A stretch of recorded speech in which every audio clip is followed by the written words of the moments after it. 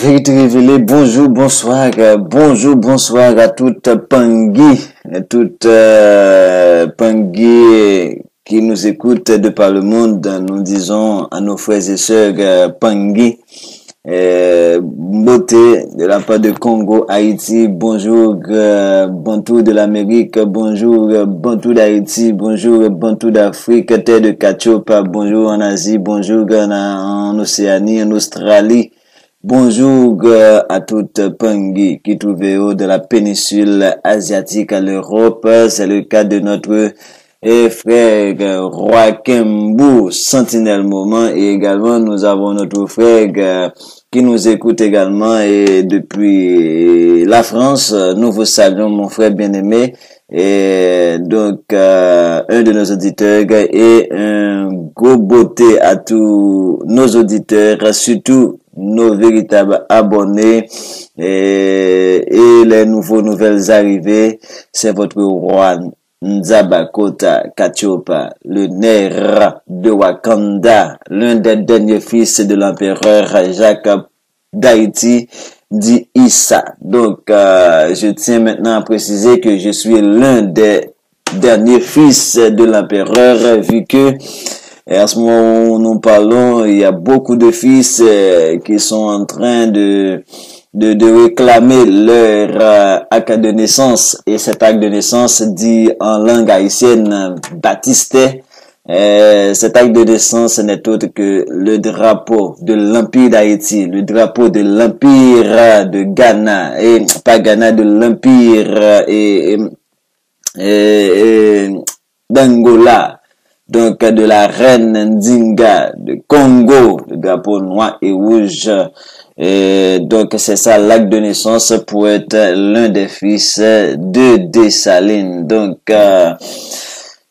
je vous suis maintenant arrivé en ce moment, ce matin. Il est comme, disons, 30 décembre. Donc, il nous reste, selon le calendrier occidental, il nous reste comme à vous parler de une journée pour finir avec cette année occidentale. Bon, il y a plein de choses à vous partager. Voilà pourquoi je vais pas m'intéresser maintenant à vous parler du calendrier. Vous n'avez qu'à aller voir les numéros que j'ai faits, et janvier dernier, j'avais fait un numéro pour vous parler du calendrier. Exactement, j'avais fait ce numéro dans l'idée pour vous faire voir la différence qu'il y a entre le calendrier occident et le calendrier original de terre de Kachopa. Donc, c'est en ce sens que on va pas prendre le temps d'en parler pour le moment, sinon étant donné qu'on était en plein sur une question de notre numéro, c'est Vérité Révélée P, où nous sommes en train de voir en long et en détail avec vous autour de la question de ce qui concerne qui est qui dans cette question d'Israël et l'identité de ceux-là qui se disent juifs, dont nous avons déjà la réponse dans Apocalypse chapitre 2, et nous sommes en train de voir en même temps qui sont le véritable peuple dont la Bible parle en termes d'Israël. Depuis quelque temps, je me suis pris un temps de recul dans le sens de pouvoir mieux vous arriver avec des informations beaucoup plus fraîches, ok, avec beaucoup d'autres détails, avec beaucoup de tact, tout ça, pour pouvoir maintenant mieux vous agencer les choses. Donc, la question dans tout ça, c'était que il est vrai qu'on va voir tout ça ensemble, mais d'ici demain et 1er janvier, nous allons être en direct, live avec vous, parce que c'est nécessaire dans le sens que le sujet qu'on est en train d'aborder en ce moment, qui a rapport avec qui est qui dans cette question d'Israël de la Bible, la véritable identité des Juifs, dont on nous parle de nos jours, et le vrai peuple de la Bible. Moi je les appelle plus juifs parce que le vrai peuple de la Bible ne s'appelle pas juif. Donc nous allons voir tout ça ensemble. Donc nous ne pouvons pas étudier ces gens-là, à savoir les juifs actuels, et en dehors d'un contexte haïtien. Donc en dehors d'un contexte de la traite négrière, en dehors d'un contexte de l'état des Noirs, la situation du peuple noir, notamment le peuple Kamito et sémite actuellement, qui n'est autre que le peuple Bantou. Donc, voilà pourquoi nous allons faire ce numéro demain direct pour être en interaction avec vous autour de cette question. Et c'est là aussi nous allons aborder un tout petit peu sur le calendrier pour voir que normalement nous on n'a rien à voir avec ce calendrier occidental là, qui se base à l'origine sur notre calendrier d'Égypte, ok? Mais nous, en tant que peuple Congo, nous sommes égyptiens, nous sommes Congo, et parce que, pour dire vrai, lorsqu'on parle du peuple Bantou, on dit que c'est un peuple venant du Nord. Ce venant du Nord, c'est venant de l'Afrique du Nord, à savoir l'Égypte. Donc, c'est un tout. Donc, dire l'Égypte, que dit l'Égypte, que dit Congo, c'est la même chose. Et voilà pourquoi vous allez voir tous les contextes, tous les thèmes qu'on va utiliser pour qualifier certaines choses, surtout en termes de connaissance, de savoir, de spiritualité en Égypte. On dit les mêmes thèmes au Congo, mais en Congo, c'est la même chose qu'on dit, mais c'est en Congo. En Lingala, en Kikongo, mais c'est la même chose, c'est le même langage. Et parlant de l'Égypte et de Congo, c'est le même langage, la même spiritualité. Donc, sauf que nous allons voir autour de ça que l'Égypte a eu son calendrier lunaire, mais à un certain moment, il a changé ce calendrier. Il a adopté un calendrier solaire ou même unisolaire, l'unisolaire par rapport aux saisons, par rapport à la période des crues du Nil pour pouvoir mieux gérer l'agriculture. Ils étaient obligés d'établir un calendrier unisolaire, mais et à la base, le calendrier est solaire, c'est ça, et c'est lunaire, disons mieux, et c'est ce qui explique également qu'on va voir autour de Congo, le calendrier Congo. Et aujourd'hui, c'est là que peut-être on va beaucoup plus élaborer demain sur ces questions. Nous allons voir ça plus en profondeur, et parce que je fais ce numéro surtout pour vous aviser que demain, soit 31, ok, et je sais pas si c'est au soir ou 1er janvier, nous allons entrer d'emblée dans une démarche, dans un dialogue autour de ces questions. Et sachant que 1er janvier, ça va être un moment à nul pareil pour nous les Haïtiens. Donc, j'aimerais passer ce temps avec vous et en dialoguant autour de Haïti, autour de notre peuple noir. Et si je vous dis là, parce que j'ai tellement de numéros à vous faire, j'ai un numéro que je vais vous faire sur les Bantous d'Haïti. Les Bantous d'Haïti. Pourquoi? Parce que généralement, on pense que non, Haïti, c'est Dahomey et on vient du Bénin. Oui, on vient du Bénin. On vient du Bénin. Mais la majorité des Haïtiens, c'est du Congo, ok, de l'Afrique centrale. Et dit qu'on vient du Bénin, c'est toujours le peuple Bantou. Donc, voilà pourquoi nous allons voir les Bantous d'Haïti. Donc, et je vais même vous montrer que la révolution haïtienne est une révolution au Congo. Bon, juste vous dire que qui a initié véritablement la révolution haïtienne, c'est Makandal. Makandal, ça vient du Congo. Qui a initié, qui a accouché la révolution? C'est Dessalines. Dessalines, ça vient du Congo. Dessalines vient du Congo. Comment on le sait? par rapport au nom de Dessalines, Issa, qui c'est Issa en Kikongo, qui signifie venir de un envoyé spécial. Et d'ailleurs, pour vous montrer que, et même la Baraya Toya, c'est Toya Moutou. La dame, on dit c'est Amazon de nos jours, mais il y a un autre thème, j'oublie l'autre thème, mais la guerrière de Dahomey, de l'armée Dahomey. Donc, la Baraya, Toya, Moutou. Donc, Moutou, c'est du Kikongo, ça. Donc, et voilà, bon, ce qui est sûr, c'est que, vu le nom de Dessalines, on a de fortes chances. On va pas le dire à 100%, mais le nom Issa, dont Dessalines avait, parce que, à la naissance, la mère de Dessalines est morte 2 heures de temps après la naissance de Dessalines, mais elle avait laissé le nom à la Baraya Toya pour donner à son fils. Et c'était quoi le nom? Issa. Ok? Donc, qui signifie venir de. Donc, qui signifie l'envoyer. Bon, et c'est en Kikongo.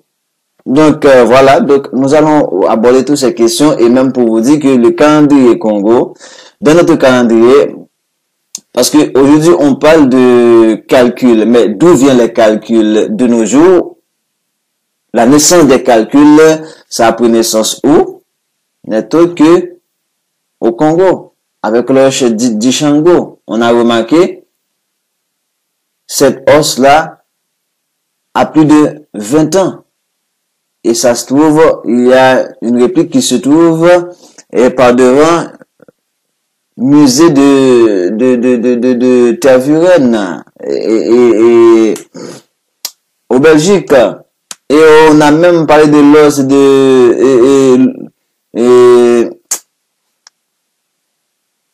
de Lombo, qu'on a retrouvé Swaziland. Donc, il y a tellement de choses, tellement de choses. C'est plus de 35 000 ans. Donc, ça veut dire, toutes les questions de calcul, parler de 35 000 ans, de 20 000 ans, mais c'est bien avant l'Égypte. Ça veut dire que, il y a eu tellement de migrations entre nous parce qu'on a occupé toute l'Afrique, le peuple bantou.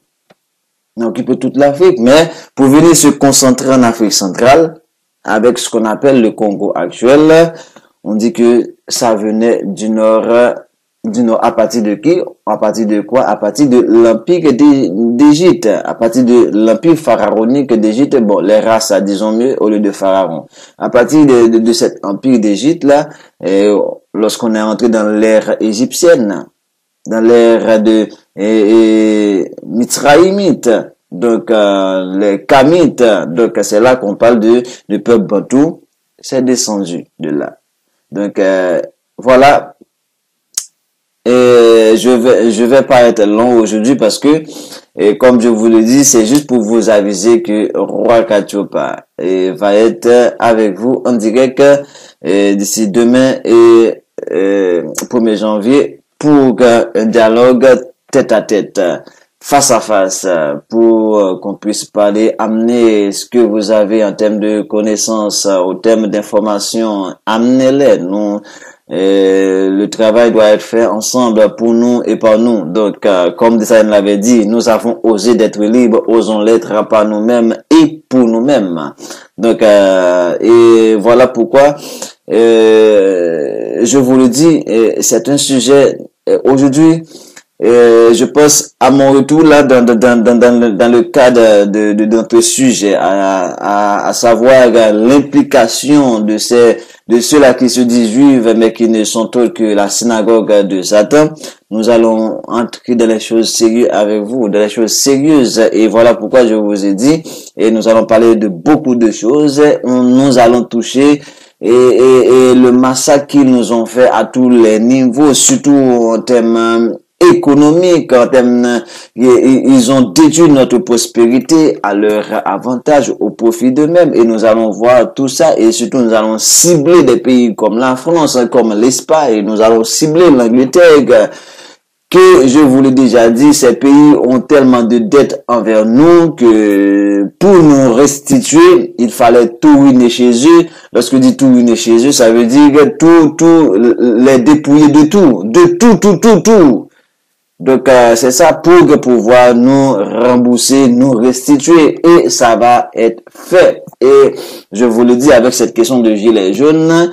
Et ça me fait que nous rappeler ce qui a eu lieu à partir de 1789 en France. Parce que, voyez-vous, ce qui est en train d'être arrivé à travers les gilets jaunes en France, c'est suite à ce qui est en train de se dessiner en Haïti à travers nos manifestations, surtout qu'on a commencé depuis le mois de juillet, 6-7 juillet, qui a pris une ampleur extraordinaire et qui a suscité autant d'effervescence jusqu'à toucher la France et pour amener cette question de gilets jaunes. Donc voilà, je vous dis, mettez-vous attentif par rapport à tout ça. Ne soyez pas comme des brebis qu'on amène à l'abattoir. Réveillez-vous et soyez informés, soyez focusés sur ce qui se passe dans le monde. Actuellement, on a même la question de la Russie qui s'est implantée au Venezuela avec 2 bombardiers nucléaires. Donc, voyez-vous, donc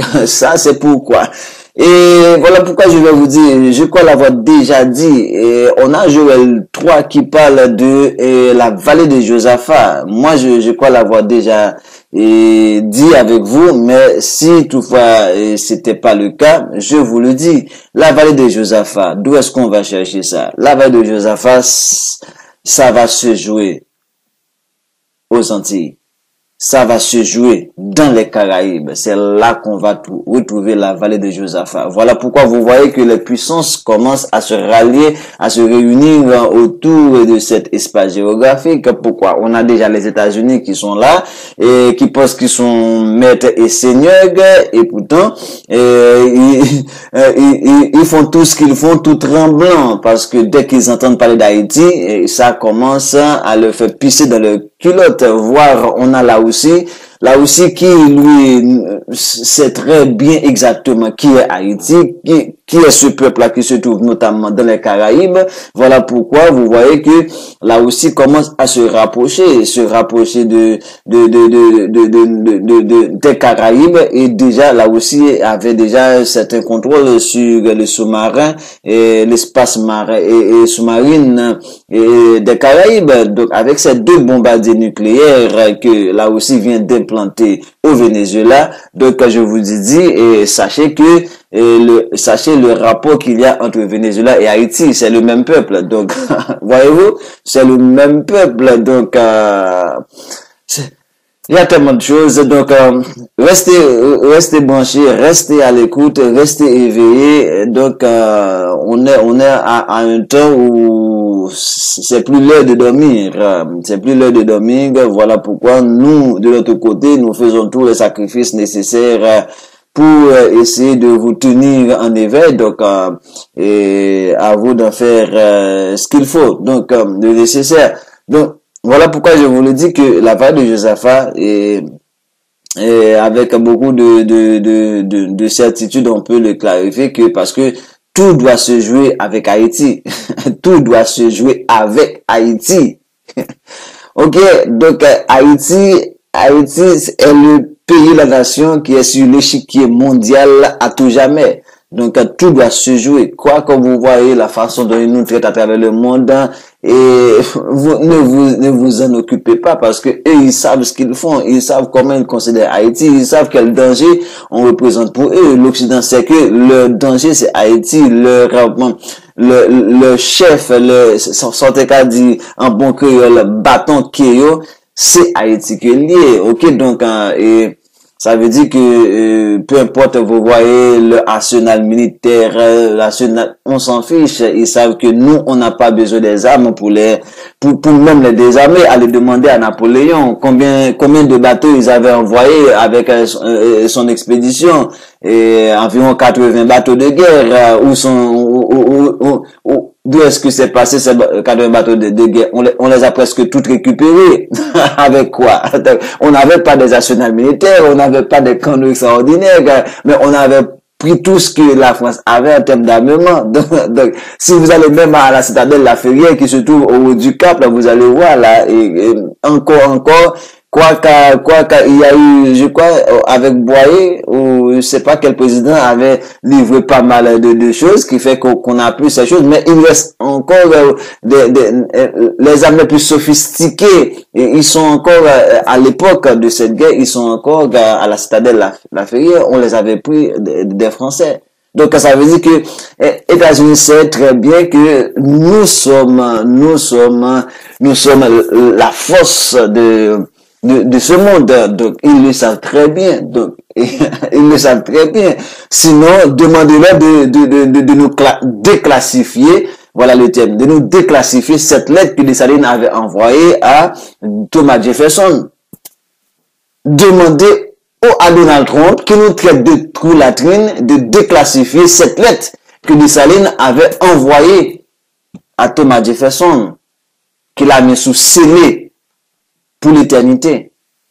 Parce que Thomas Jefferson ne veut pas que cette lettre soit connue. Donc, demandez à Donald Trump, avant de le traiter de trou-latrine, de déclassifier cette lettre. Parce que ça fait déjà plus de 60 ans. Selon le principe des États-Unis, et après 30-40 ans, tout ce qui a été classé secret d'État doit être déclassé, mis à jour. Pourquoi cette lettre de Dessalines n'a jamais été mise à jour? Adressée à Thomas Jefferson. Donc pourquoi? Parce qu'ils savent qui est ce peuple, qui est l'haïtien. Qui est l'haïtien qui incarne la bonté, la puissance et la force. C'est juste une question de temps. Il y a un temps pour tout. Donc, comme je vous dis, je suis pas là pour rester avec vous là. Hein. Donc aujourd'hui là, c'est juste parce que ça fait quelque temps et on ne s'est pas parlé à travers les émissions, mais c'est pour vous dire qu'on va toucher tellement de choses avec vous. On va dire les choses telles qu'on doit les dire. On va dire les choses telles qu'on les connaît. Et c'est là je vous dis, on va entrer d'emblée pour vous démontrer que effectivement, là, nous étions en train de vous montrer par rapport à l'identité de ce peuple qu'on appelle juif, des choses qui sont cachées, qu'ils ne veulent pas nous, mais aujourd'hui, ils n'ont pas le choix, parce que les choses sont déclassifiées, donc il n'y a rien de caché qui doit être dévoilé, rien de secret qui doit être découvert, tout doit être mis à nu. Donc voilà pourquoi nous allons vous montrer l'implication de ces gens dans la traite négrière. Nous allons vous démontrer l'implication des Juifs de l'Église et n'oubliez pas, je vous le répète, Christophe Colomb qui a envahi nos frères d'Amérique, nos ancêtres d'Amérique, n'était autre qu'un juif séfarade converti au christianisme de l'ordre des républicains. Non, pas républicains, de l'ordre des dominicains. Cet ordre créé par Domingo Núñez de Guzmán dans les années 1200. Donc voilà, et c'est de cet ordre-là, voilà pourquoi il a appelé notre territoire Saint-Domingue. À partir de la forteresse qu'il a nommée, la forteresse qui s'appelait avant Isabella, il l'a renommée Santo Domingo. Voilà, c'est en l'honneur de son ordre catholique qui n'est autre que les dominicains. Donc vous voyez déjà le rapport qu'il y a entre ce qu'on appelle les judéo-chrétiens. Donc voilà, la bête de l'Apocalypse, c'est le judéo-chrétien. Lorsqu'on parle du monde judéo-chrétien, vous voyez de quel monde on vous parle, de monde d'Ambaba, de monde de croisade, de monde d'inquisition, de monde de guerre, de monde d'atrocité, de monde de génocide, de monde d'extermination, de monde du mal incarné, point bas. C'est ça le monde judéo-chrétien et c'est ça qu'on va découvrir à travers la traite négrière pour voir que maintenant, nous allons vous présenter un épisode, vous allez être étonnés de voir que le rôle des Anglais dans la traite négrière, et n'oubliez pas que les Anglais ne sont autres que une sorte de maquillage du christianisme. Ils nous ont apporté un aspect maquillé du christianisme avec le protestantisme. Véritablement, le protestantisme, ça vient des Anglais, les puritains, les sociétés, les putains, je sais pas, moi je l'appelle même, ce sont des putains, des prostituées spirituelles qui nous appellent toutes sortes de choses pour créer tous ces doctrines, tous ces sectes démoniaques du christianisme. Tout pour dire à la base des puritains. Donc, parce que pourquoi? Ils voulaient pas nous présenter parce qu'ils ont découvert de nouvelles terres. Ils ont découvert de nouvelles terres qui n'est autre que l'Amérique, où ils veulent créer un espace pour permettre leur l'extension du christianisme. Donc, sachant que c'est une doctrine qui a fait l'Inquisition, et on sait qu'est-ce que c'est que l'Inquisition. Il est vrai qu'ils sont arrivés avec le catholicisme, mais tout de suite après, même après l'indépendance d'Haïti, 18 novembre 1803, ils vont nous envoyer maintenant ces putains du protestantisme. Donc, le putain du protestantisme qui est une autre forme déguisée pour vous montrer, non, on va pas vous amener le catholicisme parce que ce sont des exterminateurs, ce sont des inquisiteurs, voilà ce qu'ils ont fait en Europe, et puis ils ont même amené tout ça en Amérique, en Haïti, dont ils ont fait un enfer. Donc, non, il faut maintenant les amener le protestantisme, et le protestantisme qui vient avec une forme déguisée, alors qu'on sait très bien que le premier bateau anglais qui a entamé la traite négrière s'appelle Jesus of Lubeck. Nous allons voir tout ça ensemble. Qui a financé la traite négrière? La première banque dans le monde qui a financé la traite négrière, c'est la banque de l'Angleterre, la banque centrale de l'Angleterre. Et à qui appartient cette banque centrale? C'est aux Juifs.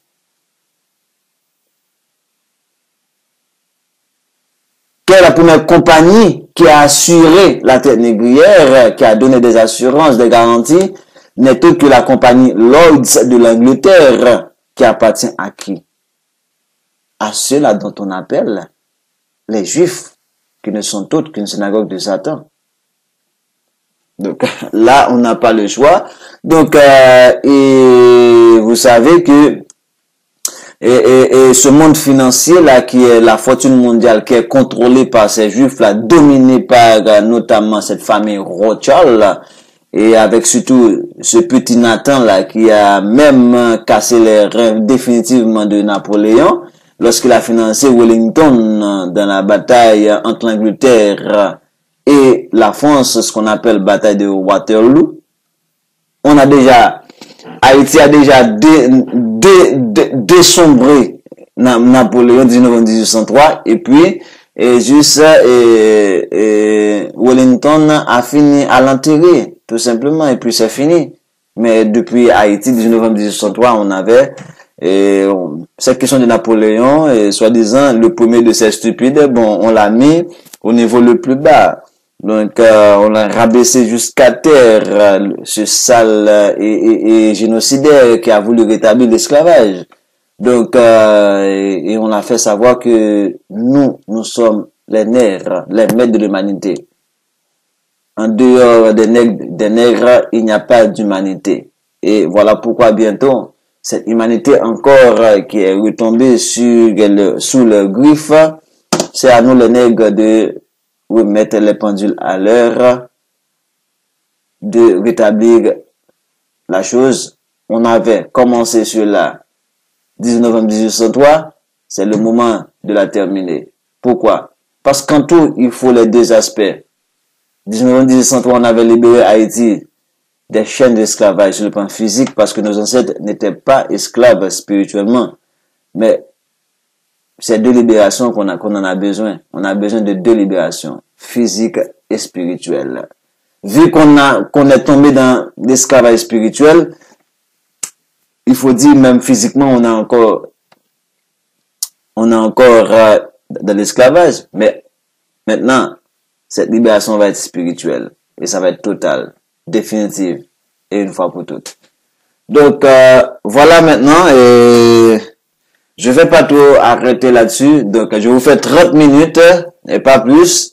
Et comme c'est dit, on va se revoir demain. Et pour les auditeurs de la reine Kim Pavita, donc elle va être de retour avec vous aussi pour vous apporter, surtout vous là, les biches, les gazelles de nos reines, nos princesses de Bantou. Donc c'est sûr que je vois que même les messieurs là sont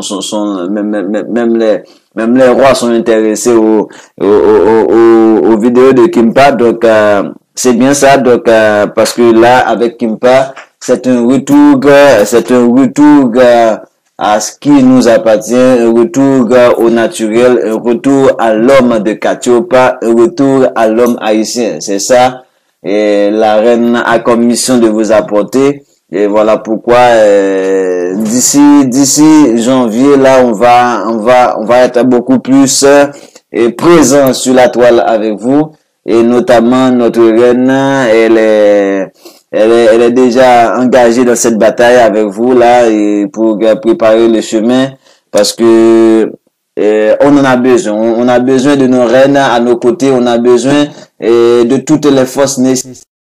Et bientôt, ça va être les enfants qui doivent prendre la relève parce que avec les enfants là qui arrivent, surtout on a des enfants indigos qui ont une connaissance au-delà même de l'imaginaire.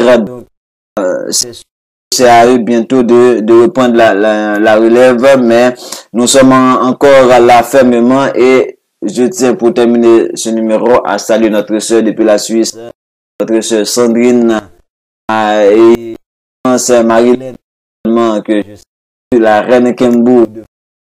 Je vous salue. Nous avons Mboyo de je vous salue. Nous avons notre frère en France également. Et on n'en a pas mal. Je vous salue tous. C'est pas de jaloux. Donc, je tiens à vous saluer de la part de la reine également et toutes les familles Bantou, tout depuis Haïti à la tête de Qatar. Je vous salue. Comme je vous le dis, rendez-vous pour bientôt demain 31 et surtout rappel là pour ceux et celles qui vont faire ce qu'on appelle qui vont célébrer ce moment incomparable dans notre histoire qui n'est autre que la déclaration universelle de l'indépendance le 1er janvier et on fait ça avec de la soupe donc de la soupe au giromon mais je tiens à faire cette petite précision pour vous. Peut-être lorsqu'on était dans l'ignorance, on faisait les choses de n'importe comment. Mais cette soupe s'appelle la soupe de l'impératrice. La soupe de l'impératrice a précisé, il ne faut pas mettre de la viande, c'est à la végétarienne.